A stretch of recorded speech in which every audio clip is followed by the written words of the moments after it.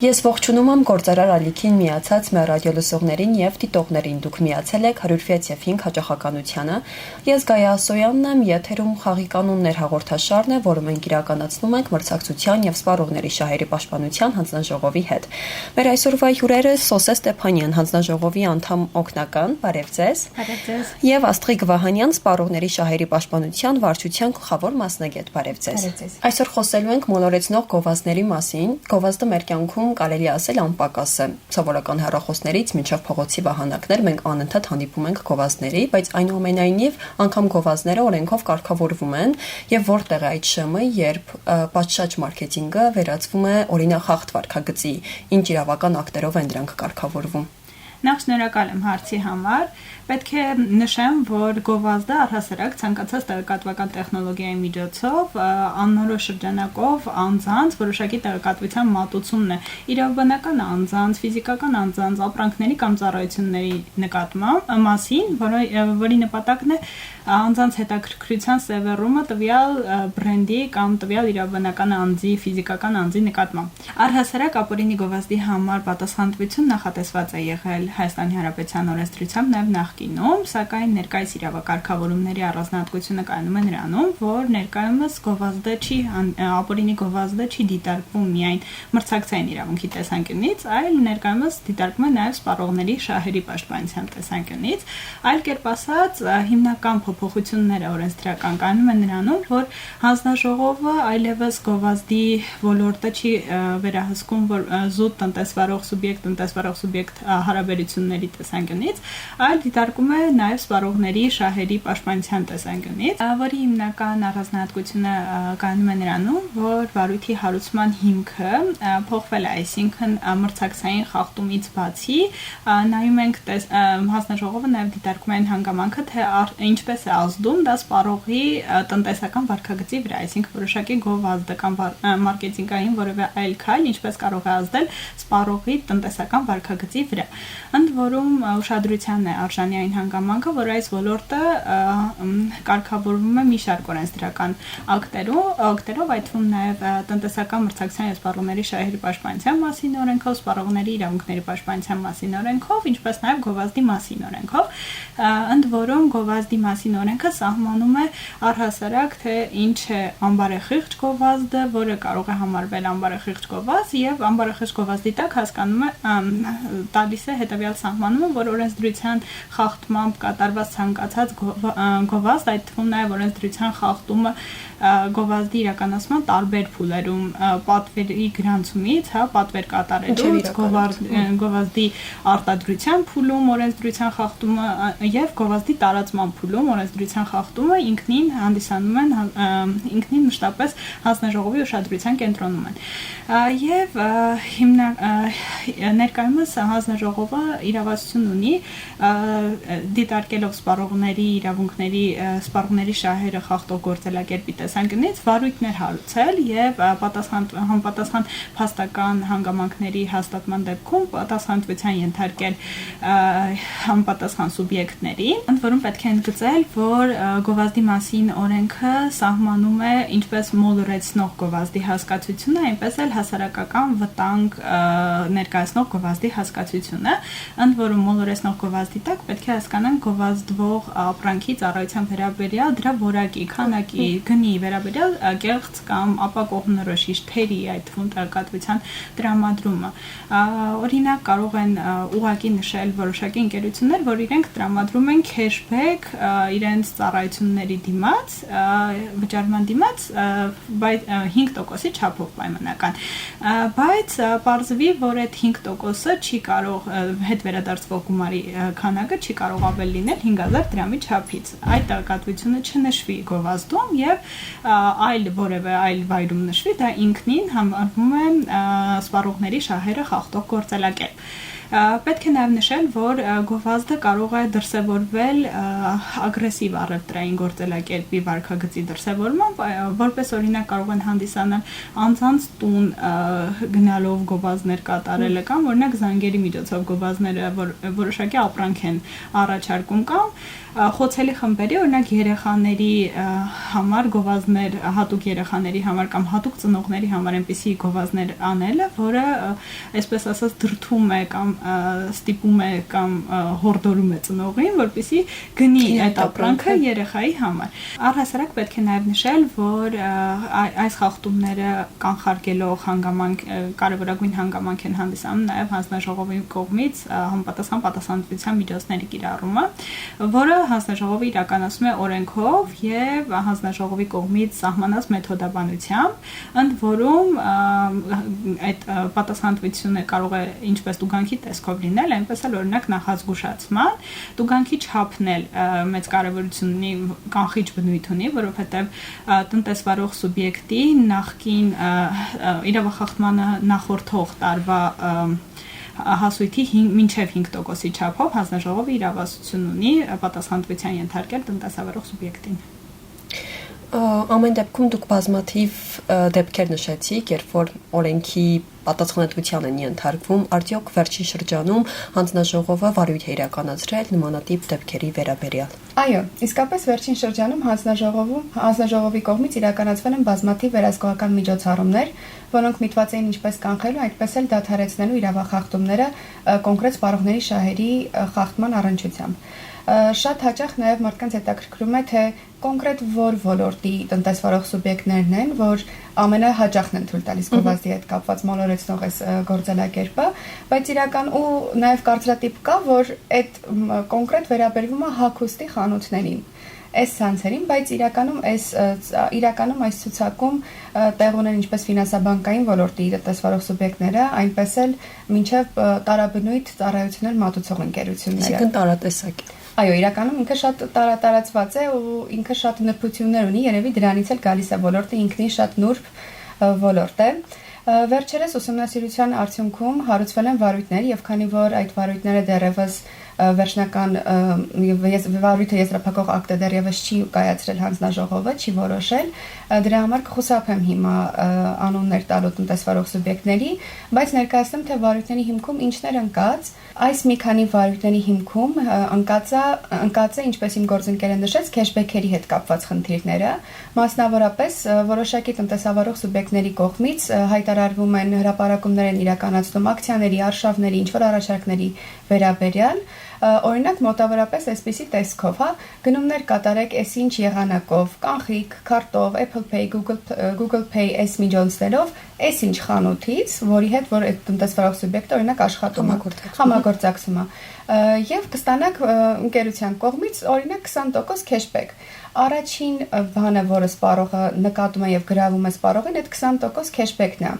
Մենք էլ իրական կյանքում մենք էլ բոլորս սպառողներ ենք ու առաջին հերթին մեզ հենց դա է հետաքրքրում։ Օրինակ տեսնելով 20% cashback, սպառողը կարող է հաշվարկել իր իսկ համար, որ 100,000 դրամ գնում կատարելու դեպքում ինքը ակնկալելու է ստանալ 20%-ին համարժեք cashback, այսինքն 20,000 դրամ։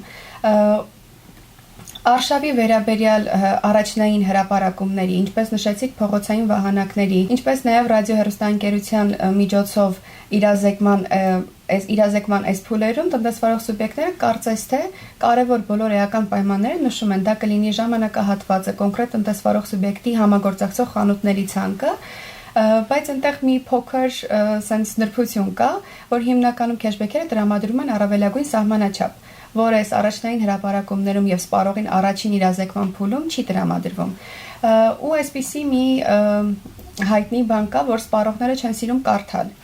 Այսինքն գրել այդ առաջնային հրապարակման մեջ, որ այստեղ միտեղ մանրամասն բան կա։ Եկեք մտնենք կարդանք ու ակնկալենք, որ սպառողը կմտնի այդ հղումը կկարդա, կծանոթանա ինչ կա ավելի մանրամասն ակցիայի հետ, դա այդքան էլ իրատեսական չէ։ Եվ այսպիսով հանձնաժողովը գնահատելով քեշբեքի համար տրամադրվող առավելագույն սահմանաչափը որպես էական պայման առաջարկվող արշավների եւ գովազդների համար առերևույթ արկայության հիմքով սպառողների շահերը խախտող գործելակերպ, այդ թվում անարդար առևտրային գործելակերպի հատկանիշներ է գտնում։ Իսկ ինչ վերաբերվում է իրավախախտումների համար նշանակվող տուգանքներին, ապա հանձնաժողովը ղեկավարվում է, ինչպես իմ գործընկերը արդեն նշեց, մեթոդաբանությամբ, սակայն դեպքեր են լինում, երբ տնտեսվարող սուբյեկտների կողմից իրականացված իրավախախտումները համաչափ չեն մեթոդաբանությամբ սահմանված հաշվարկներով ստացված տուգանքի չափերին։ Այս պարագայում հանձնաժողովը եւս ունի գործիք, որի շնորհիվ մենք կարողանում ենք համապատասխանեցնել։ Այսինքն համապատասխանեցնենք իրավախախտման բնույթը, էությունը եւ տուգանքի չափը, որը նաեւ միտված է նրան, որպեսզի տուգանքի չափը այնքան չնչին չլինի, որ տնտեսվարող սուբյեկտը շարունակի իր վարքագիծը եւ միաժամանակ համաձայն լինի վճարելու այդ չափ գումար որպես տուգանք։ Սրա մասին եւս մի փոքր օրինակ բերեմ, որպեսզի ավելի պարզ լինի, թե համապատասխանեցում ասելով ինչ նկատի ունենք։ Վերջերս իրականացված վարույթի եզրափակիչ ակտը ընդունելով հանձնաժողովը գնահատելով եւ համապատասխանեցնելով տուգանքի չափը իրականացված իրավախախտման հետ, եկավ այն եզրահանգմանը, որ տնտեսվարող սուբյեկտը, որը հրապարակել էր քեշբեք, դրել էր սահմանաչափ եւ սահմանաչափի կիրառման արդյունքում քեշբեքի մի որևէ հատված կար, որը չէր փոխանցվել սպառողներին, որոշման եզրափակիչ ակտի արդյունքում այդ ավելացված գումարը ամբողջապես փոխանցվեց սպառողների հաշիվներին։ Աշխարհն այսօր պայքարում է թվային գովազդների մանիպուլյացիաների դեմ եւ արդյոք միջազգային հարթակում կան իրավական կարգավորումներ, որոնցով այս հարցը լուծվում է եւ արդյոք հայաստանյան իրավական դաշտը ինչ որ չափով մոտ այդ միջազգային դաշտին կամ փորձում է հավասարվել։ Այս առումով հարկ է շեշտադրել, որ մեծ դեր ունի Հայաստանի եւ Եվրոպական միության միջև կնքված համապարփակ եւ ընդլայնված գործընկերության համաձայնագիրը, նույն ինքը ՍԵՊԱ-ն, որի շրջանակում Հայաստանը պարտավորություն է ստանձնել, վավերացնել եւ ներպետական մակարդակում ընդունել մի շարք իրավական ակտեր, որի կատարման փուլում ենք դեռևս գտնվում, բայց շատ իրավական ակտեր արդեն իսկ ընդունված են, հենց այն հանգամանքը, որ ներկայումս որոշակի տեսակի գովազդների, այսպես ասած ապօրինի գովազդի համար պատասխանատվությունը կարող ենք դիտարկել նաև սպառողների շահերը խախտող գործելակերպի դիտանկյունից, հենց ՍԵՊԱ-ով ստանձնած պարտավորության կատարումներից մեկն է եւ ներկայումս նույնպես ազգային ժողովում է գտնվում նոր օրենսդրական փաթեթ, որով պետք է լավարկվի նշված ոլորտը։ Նշված օրենսդրական փաթեթում նախատեսված են հստակ կարգավորումներ, թե առհասարակ որը կհամարվի համեմատական գովազդ, ինչը կհամարվի կոնկրետ մոլորեցնող գովազդ, տրված են հստակ հասկացություններ, որոնք չպետք է դիտարկել զուտ միայն հակաբիզնես գործունեություն, այսինքն պետք է հակաբիզնես քաղաքականություն, այլ պրոբիզնես քաղաքականություն սա պետք է դիտարկել, որովհետև բարեխիղճ տնտեսավարող սուբյեկտի համար սահմանված են այն հստակ չափանիշները, որին պետք է բավարարի բարեխիղճ տնտեսավարող սուբյեկտի իրականացրած գովազդը։ Այսինքն տվյալ կարգավորմամբ հստակեցված են, որ օրինակ համեմատելի պետք է լինեն ինչպես ապրանքները, որոնք տնտեսավարող սուբյեկտը փորձում է համեմատել իր մրցակից տնտեսավարող սուբյեկտի հետ, այնպես էլ այն չափանիշները, այն հատկանիշները, ապրանքի կոնկրետ հատկանիշը, որը համեմատվում է։ Այսինքն, բացի դրանից,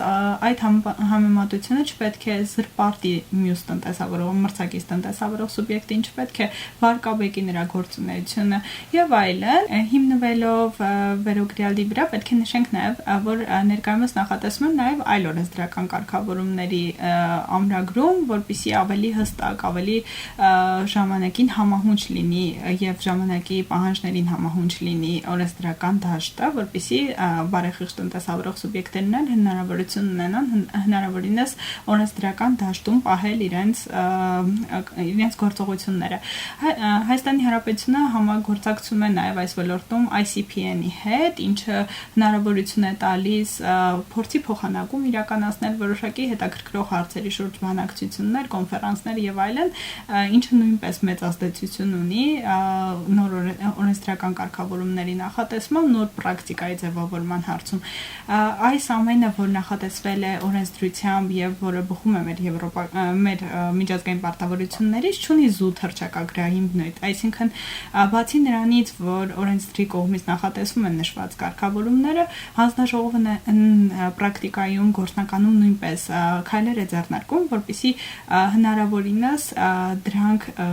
իրագործվեն պրակտիկայում եւ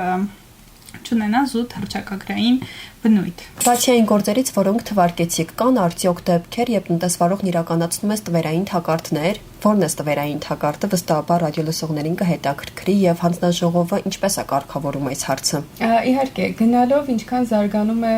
մեր շուրջը ամեն ինչ, այդքան ավելի դժվար է լինում հանձնաժողովի համար հասկանալ ու գտնել, թե որտեղ են իրականում թաքնված սպառողների համար նախատեսված այս թակարդները, թիրախային թակարդները։ Ինչու՞։ Սրա ամենատարածված տեսակը շատերին հայտնի կլինի dark pattern անվանումն է, ինչը ինքը իրենից ներկայացնում։ Ինքը ինտերֆեյսային հնարք է, որի միջոցով սպառողներին շատ տնտեսվարող սուբյեկտներ փորձում են մոլորեցնել։ Օրինակ, հիմա օրինակները որ բերեմ, արդեն բոլորիս պարզ կլինի, կասեն մենք դա տեսել ենք, իրականում դա այդպես է։ Օրինակ, ինչ-որ կայք ենք այցելում, որի առաջնային դաշտում կարող է հայտնվել ապրանքի վաճառքի մնացել ընդամենը 5 րոպե, կամ ապրանքից պահեստում կա ընդամենը 3 հատ։ Սա կեղծ հրատապություն է առաջացնում սպառողի մոտ եւ սպառողին իր կամքից անկախ ստիպում է, որպեսզի նա գնումը շատ արագ կատարի եւ առանց հասցնելու մտածելու արդյոք դա իրան այս պահին պետք է թե ոչ։ Երկրորդ ենթատեսակը dark pattern-ի դա կանաչ լվացումն է, այսպես ասված, ինչը նաեւ ինքը ամենատարածված մանիպուլյացիաներից է, քանի որ հիմա սպառողները ավելի շատ են ուշադրություն դարձնում էկոլոգիապես մաքուր սնունդ եւ ընդհանրապես ապրանքները էկոլոգիապես մաքուր օգտագործելուն։ Սա հենց դա է, ապրանքների վրա նշվում է էկո, որը սպառողին առաջին հայացքից թվում է, որ դա հենց էկոլոգիապես մաքուր արտադրանքն ու ապրանքն է, բայց եթե որևէ ուսումնասիրություն արվի, շատ ապրանքների դեպքում կարող է հայտնաբերվել, որ իրանք լաբորատոր փորձաքննություն չունեն, որպեսզի կարողանան նշել ապրանքի վրա էկո, որովհետև դա հատուկ սահմանված միջազգային ստանդարտներ պետք է անցած ապրանք լինի, որպեսզի կարողանանք ապրանքի վրա նշել էկո։ Երրորդ ենթատեսակը դա կեղծ զեղչի մեկնարկային կետն է։ Այսինքն, երբ որ տնտեսվարող սուբյեկտը նախատեսում է, որ այս ժամանակահատվածում այս տեսակի ապրանքների վրա պետք է կիրառվի զեղչ, ու դրանից մի քանի օր շուտ ապրանքի գինը բարձրանում է։ Ապրանքի գինը բարձրանում է, գալիս է այդ շրջանը եւ զեղչի արդյունքում հավասարվում է իր նախկին սովորական վաճառքի գնին։ Եվ իհարկե ամենավերջի ենթակետը կարող ենք սահմանափակել խոշորացույցի էֆեկտով։ Օրինակ շատ է խանութներում հանդիպում, երբ որ ապրանքների այդ վահանակների վրա նշվում է 3000 դրամ շատ մեծ տառաչափերով, բայց 3000 դրամի տակ միաժամանակ շատ փոքր տառերով նշված է սկսած 3000 դրամից ու հիմնականում այդ դարակաշարի ապրանքների գները ավելի բարձր են, որ 3000 է լինում, կարող մի տեսակ է լինի, որ 3000 դրամ լինի իրականում, եւ իհարկե կաթիլային գնագոյացումը Կաթիլային գնագոյացումը, երբ որ գովազդում է ապրանքի կամ ծառայության մասին մի գին, սակայն երբ որ սպառողը ընտրում է ապրանքը կամ ընտրում է ծառայությունը եւ նաեւ նշեմ, որ սա շատ տարածված է հյուրանոցների համարները ամրագրելիս եւ ամիատոմսերի ամրագրելուց, երբ որ տեսնում ենք շատ անհավանական մատչելի գին, այս գնով գնում ենք առաջ եւ արդեն վճարելու դաշտում հասկանում ենք, որ գնի վրա ավելացել է ինչ-որ ծառայության գին, ավելացել է առաքման գին ապրանքների դեպքում, ավելացել է ծառայության մատուցման գին եւ իրականում գինը ընդհանրապես այն գինը չէր, որը սպառողը առաջին հերթին տեսնում է եւ